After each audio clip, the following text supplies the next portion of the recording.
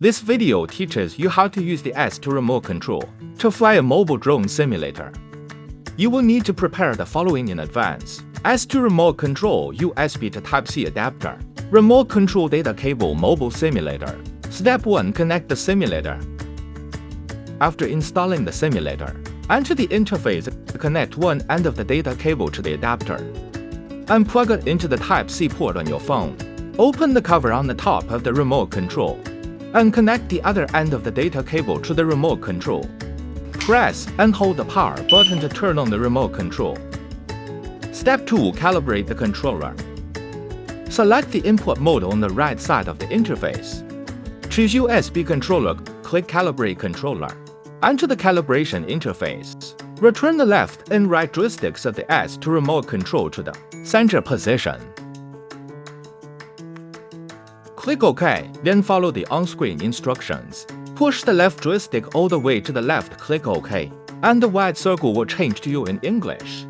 Push the left joystick all the way to the top. Click OK and return to the center.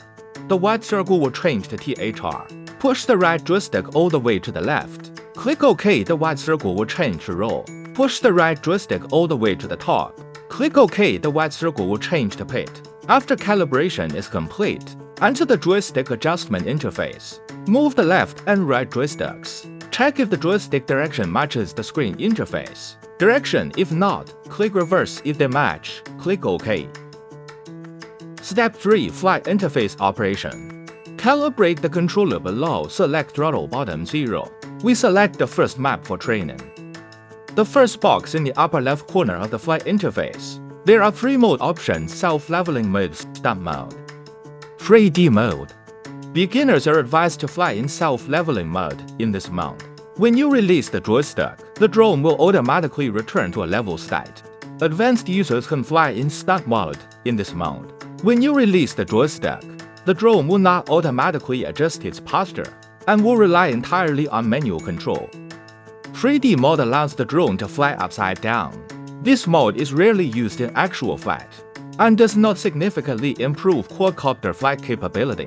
It is not recommended for practice. The third box has 2 options: first-person view and third-person view. First-person view. The flight screen displays the drone's camera perspective. Third-person view. The flight screen shows the external view of the drone. The 5th box is for reset. Clicking it resets the current drone position. The 3rd box in the top right corner is for time trials and lap times. Clicking time trial enters race mode. The track on the map will be highlighted. Click the red box. To set the number of laps for this race, practice simulator can reduce the cost of training flights. That's all for this video.